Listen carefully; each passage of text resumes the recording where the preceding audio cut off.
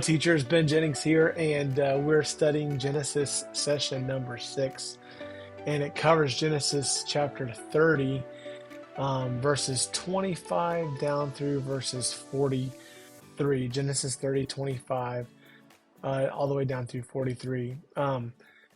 When you think about this particular lesson, you think about the text here. This is describing Jacob and his relationship with Laban and how he lives according to his blessing with God in relation to his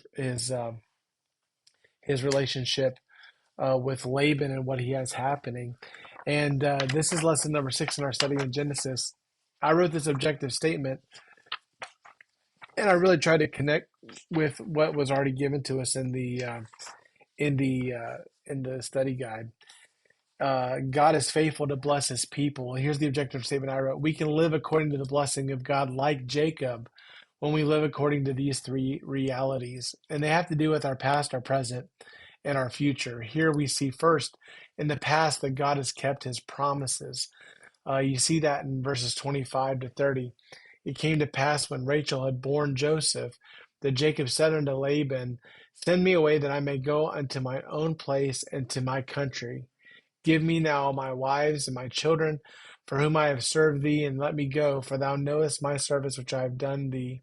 And Laban said unto him, I pray thee, if I have found favor in thine eyes, tarry. Now, I'll pause there and say, if you remember right, Jacob had a heart for Rachel, and he wanted to marry Rachel, and Laban, Rachel and Leah's dad, had said essentially, I want you to serve me for 7 years and then I'll give you Rachel. He served for 7 years, and then Laban swindled him. He gave him Leah instead of Rachel, which and in the morning he woke up and behold it was Rachel. So, or behold it was Leah.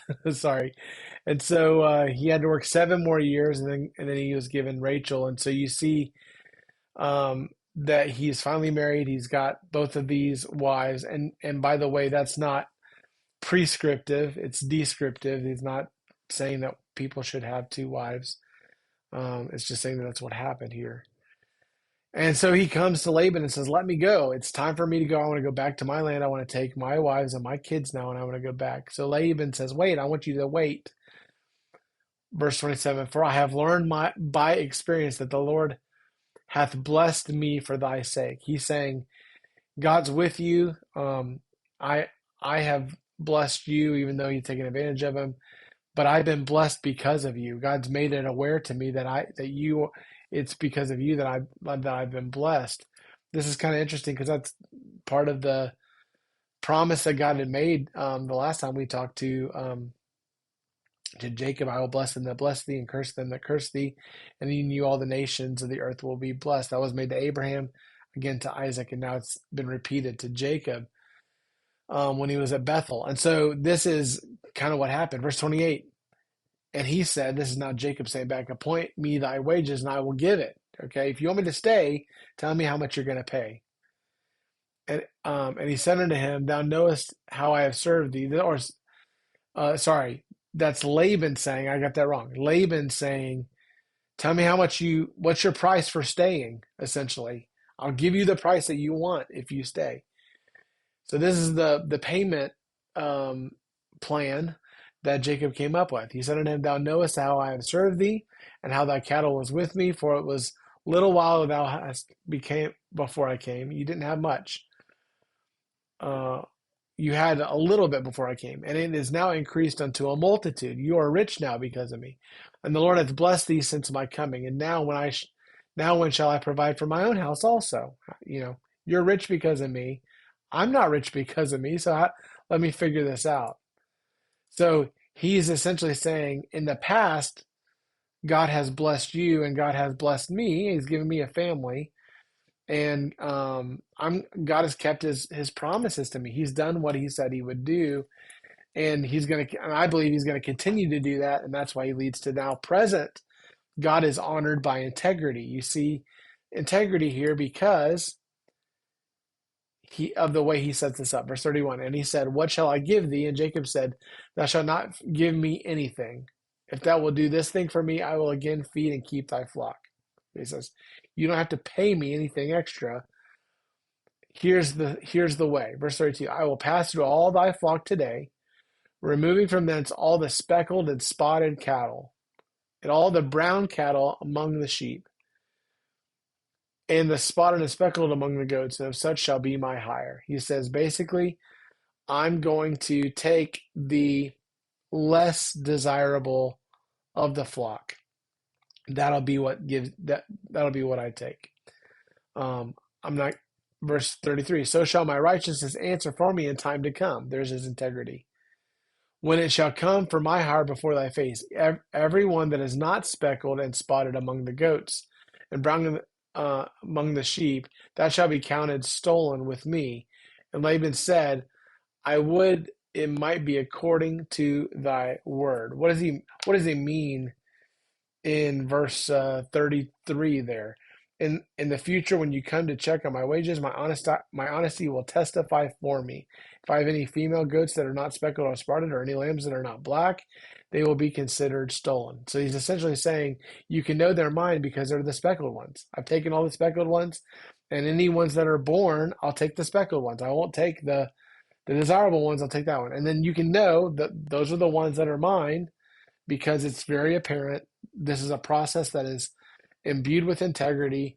It'll be very obvious which ones will be mine because you know that I didn't steal some that would be yours. It'll be marked that way. And you see, he's entrusting God with his future. So how do I know I'm going to get paid if there's going to be speckled and brown ones? And who causes that to happen? God's the one that does that. Verse 41. So he's trusting God with his future. It came to pass whensoever the stronger cattle did conceive, that Jacob laid the rods before the eyes of the cattle in the gutters, that they might conceive among the rods. But when the cattle were feeble, he put them not in. So the feebler were Laban's, and the stronger Jacob's.